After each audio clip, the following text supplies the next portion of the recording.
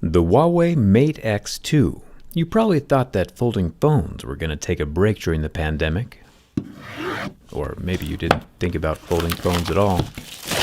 Could kind of go either way with this one. Huawei just released the second version of their folding smartphone. This time around, the large screen is on the inside instead of the outside. Inside the box, we get a nifty little half case that matches the color of the phone, as well as a powerfully fast 66-watt charging brick, and some corded USB-C headphones.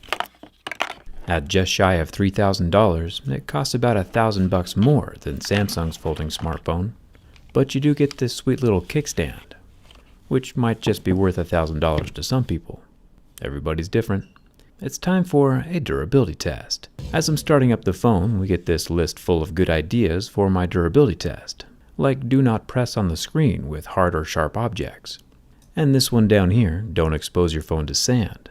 I'm sure these are good warnings for the average person who wants their phone to last, but we're here to find out if the phone can last. Weirdly enough, this thing is shaped like a carrot. I wasn't expecting that. Apparently it's supposed to help with the weight and balance or something when using it one-handed. There are also some carbon fiber supports inside that we'll have to look for during the teardown. Closed up and folded shut, it's just a tad smaller than my almost 2-year-old Note 10 Plus, and just about the same thickness as my phone inside of its teardown grip case from D-Brand. It's interesting that the entire X2 is basically the same size as my phone in a case, yet has 3 times the screen real estate. The folding action itself feels a bit easier to maneuver than the Fold 2, as well as the crease in the center seems to be a bit more gentle, not as sharp. I'd compare the two if my Fold 2 was still alive, but it's not. Speaking of dying, it's time for the scratch test. Huawei has given us a removable plastic screen protector on the front display. Very nice of them. We know that with the Mohs scratch test, a plastic screen would start scratching at level 2 or 3. A glass screen would scratch at a 5 or 6.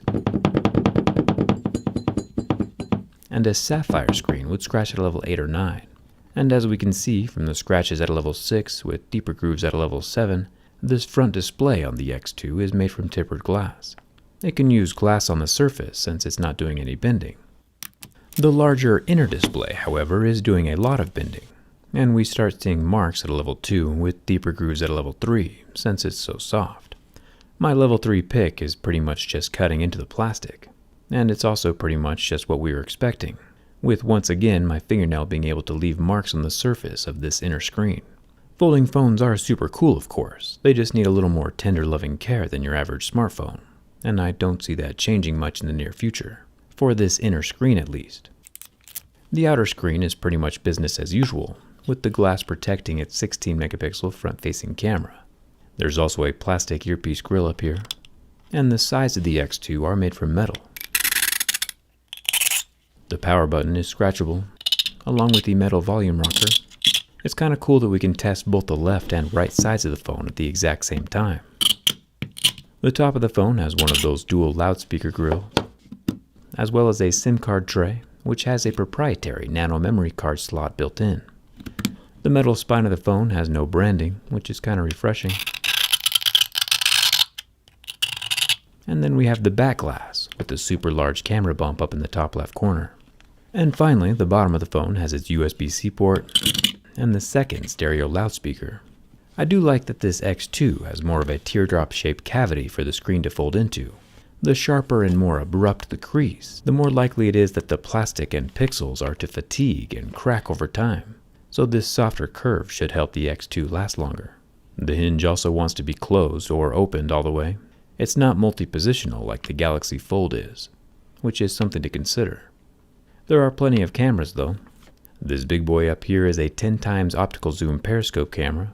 Then we have the 50 megapixel main sensor, a 16 megapixel ultra wide, and a 3 times optical zoom down at the bottom with the dual colored LED flash, all sitting inside the rather large camera bump.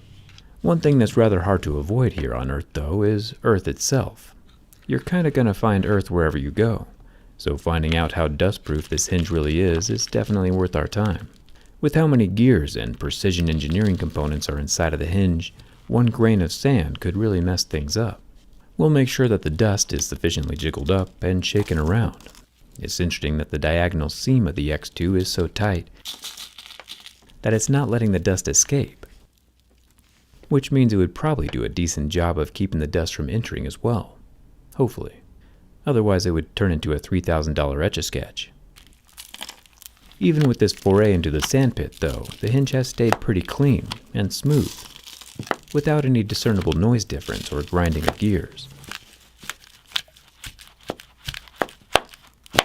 Nice work, Huawei.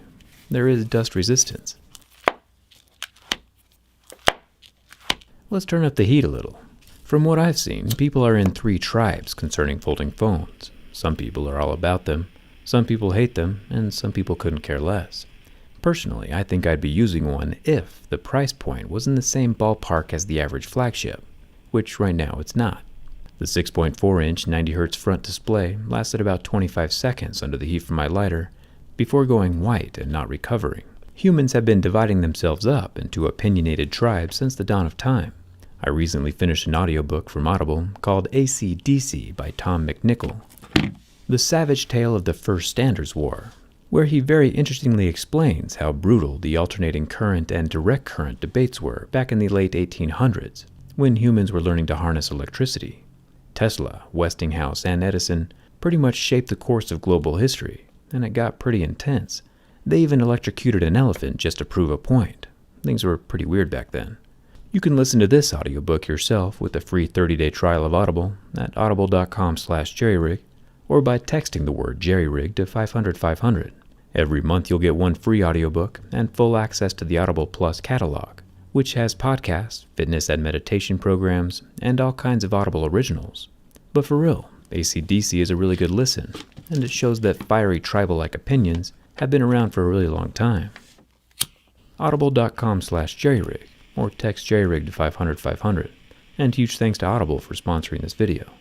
As you can see, the inner screen doesn't last near as long under the flame. Without the glass to dissipate the heat, the plastic-covered pixels go black and permanently die after about 10 seconds. The inner screen is just more fragile than the exterior screens. Finally, the bin test. The X2 is a pretty beefy boy when the phone is closed, so there's no surprise that there's no flex from either side. And then of course we have the open and closing motion between the two halves, which means we're done. The phone does bend. There's no need to test anything else, right? It definitely folds. Thanks a ton for watching. Oh, you want to see if it bends the other direction. I guess that can be arranged.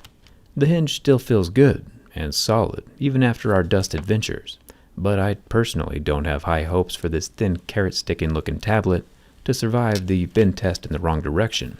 But when bent from the back, the two halves meet in the center, with the hinge giving some pretty solid internal structure, and the Mate X2 is unable to fold in the wrong direction, which is pretty impressive considering we've already had two non-folding gaming phones fold in half this year. At this point, a folding phone is more durable than a gaming phone, minus the soft inner screen part.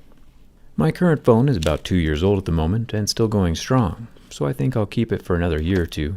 But after that, I'll most definitely consider a folding phone as my daily driver, especially with how far we've come in the past 2 years. It'll be cool to see where we end up in the next few, assuming we can all work together long enough to end the pandemic, of course. Either way, nice work, Huawei.